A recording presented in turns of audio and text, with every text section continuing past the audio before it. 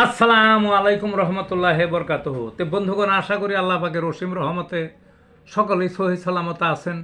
তো কবি Gazi Akkas Ali YouTube channel 017140885009 এর পক্ষ থেকে আপনাদের সকলের প্রতি রইল একান্ত আন্তরিক শুভেচ্ছা ও ভালোবাসা। তো বন্ধুগণ, এখন আপনাদের সামনে যে বয়ানটা নিয়ে হাজির হয়েছে সে বয়ানটা হলো গ্যাস্ট্রিক রোগে হোমিওপ্যাথি কি বলে। গ্যাস্ট্রিক প্রত্যেকেরই আছে, কম আর বেশি। পেটের মধ্যে অ্যাসিড আছে, পরিপাকের জন্য অ্যাসিড প্রয়োজন, সেই অ্যাসিডটা পরিমাণ মতো এই পাকস্থলিতে দেওয়া আছে।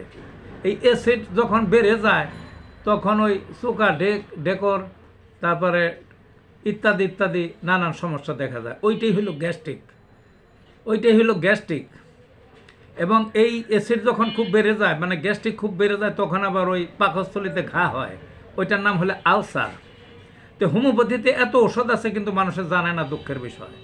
এবং এর একটা ওষুধ, একটা বা বড় জোর দুইটা ওষুধ একসঙ্গে খেলে দাম অনেক কম, এবং যে কোনো ধরনের গ্যাস্ট্রিক সারানো অতি সহজ মোকাবেলা করা, এবং একবারে সারবে, বহুত দিন আবার বন্ধ থাকবে, আবার যদি হয় খাইবেন খুব কম খরচে এবং বেশি কার্যকরী। তো কী কী ওষুধ সাধারণত ব্যবহার হয়?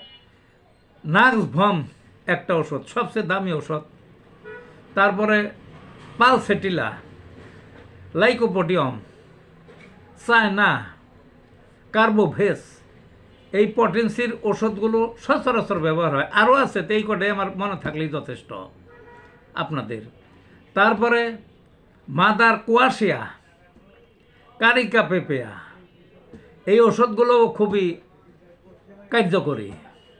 তারপর বায়োকেমিক নেট্রাম ফস, এর যে কোনো একটা ওষুধ, যেগুলো বললাম আপনি খান, বড় জোর দুইটা ওষুধ যদি খান, গ্যাস্ট্রিক ধারের কাছে থাকবে না। এবং পেটে যে অতিরিক্ত গ্যাস্ট্রিকের কারণে ওই আলসার হয়েছে, আলসার সহ সেরে যাবে, বুঝলেন না? আর আলসার যাদের হয়ে গেছে, এর যে কোনো একটা ওষুধ সাথে বায়োকেমিকের ক্যালকেরিয়া সাল্প খাইবেন, দেখবেন যে আলসার টালসার সেরে গেছে। তো ভালো থাকুন বন্ধুগণ।